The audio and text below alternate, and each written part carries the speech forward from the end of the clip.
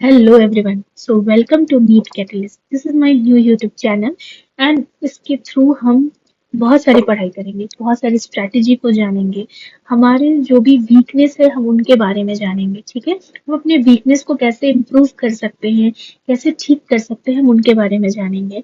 So do like share and subscribe my channel. इस channel के बारे में हम जानते हैं कि ये चैनल क्यों बनाया है और इसके थ्रू आप क्या क्या जान पाएंगे। इसके थ्रू हम जानेंगे कि हमें नीट की प्रिपरेशन में क्या-क्या स्ट्रैटेजी को यूज करना चाहिए। दो आई एम बायोलॉजी फैकल्टी, मैं बहुत सारे इंस्टीट्यूट के साथ काम कर चुकी हूँ। सो मैं आपको ये पूरी अच्छे तरीके से बता सकती हूँ कि नीट की प्रिपरेशन कैसे करनी है। बायोलॉजी में कौन कौन से कॉन्सेप्ट्स हैं जिनको आपको बिल्कुल ही नहीं छोड़ना। मैं इस चैनल के थ्रू आपको बहुत सारे सीरीज लेकर आऊंगी जिसके थ्रू आप अपने जो जो आपको इम्पोर्टेंट चीज है उसको आप कवर कर पाएंगे। हम इसमें बहुत सारे पीवाईक्यू और एमसीक्यूज भी डिस्कस करेंगे कि कैसे आपको सॉल्व करना चाहिए। क्या आखिर ऐसी कौन सी गलती होती है जब हम हमारा आता हुआ क्वेश्चन भी हम गलत करके चले आते हैं।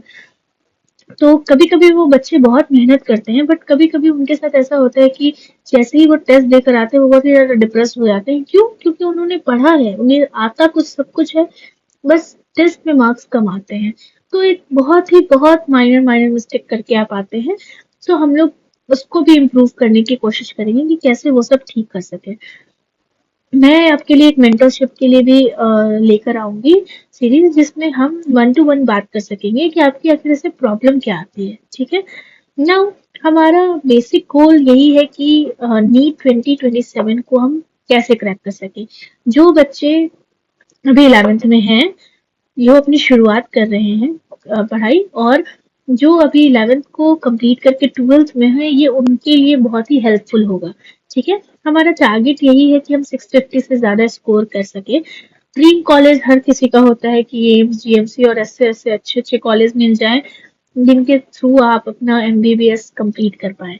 तो उसके लिए एक ही है बेटा, मेहनत करते रहना है और मेहनत ही सब कुछ करवाती है। कंसिस्टेंसी बहुत ज्यादा जरूरी है क्योंकि हम जिस फेज में है ना, उस फेज में बहुत सारे डिस्ट्रैक्शंस हैं जिनको हम कोप अप नहीं कर पाते और हम डिस्ट्रैक्ट हो जाते हैं।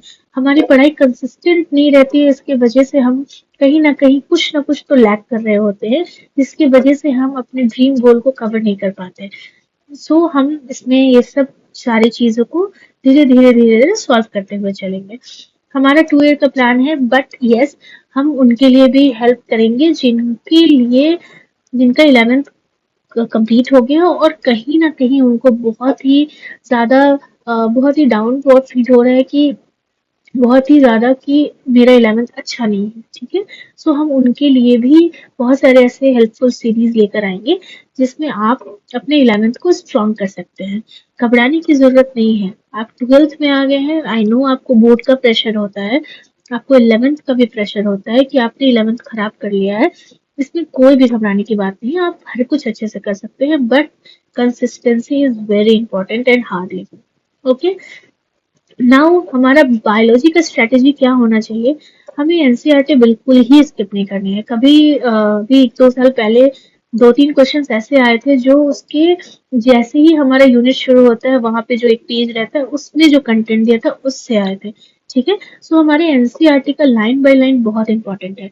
स्टेटमेंट वाइज क्वेश्चन में ही बच्चे गलती करते हैं, तो statement wise question very important. Now फिर हम देखेंगे कि yes, diagram and flow charts को हमको कभी नहीं भूलना क्योंकि डायग्राम्स एंड फ्लो चार्ट बहुत इंपॉर्टेंट होते हैं।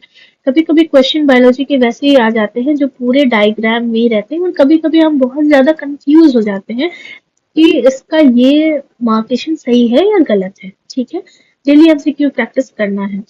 केमिस्ट्री के लिए स्ट्रैटेजी होती है कि फिजिकल में आपको न्यूमेरिकल्स अच्छे कर लेने हैं अपने, ऑर्गेनिक के कॉन्सेप्ट्स अच्छे करने हैं। मैं आपको बहुत सारे ऐसे टीचर्स के भी नाम बताऊंगी, मैं आपको बहुत सारी बुक्स भी रिकमेंड करूंगी और मैं कोशिश करूंगी कि इसके लिए भी एक अच्छा स्ट्रैटेजी लेकर आऊं जिससे आपको केमिस्ट्री इजी हो जाए।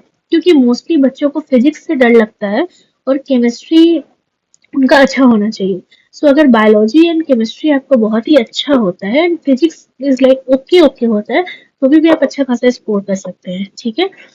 नाउ फिजिक्स के लिए कॉन्सेप्ट क्लैरिटी बहुत इंपॉर्टेंट है। सेम फिजिक्स से ही बच्चे डर जाते हैं कि physics, oh my God, physics कैसे सॉल्व होगा, पर ठीक है, हो जाएगा।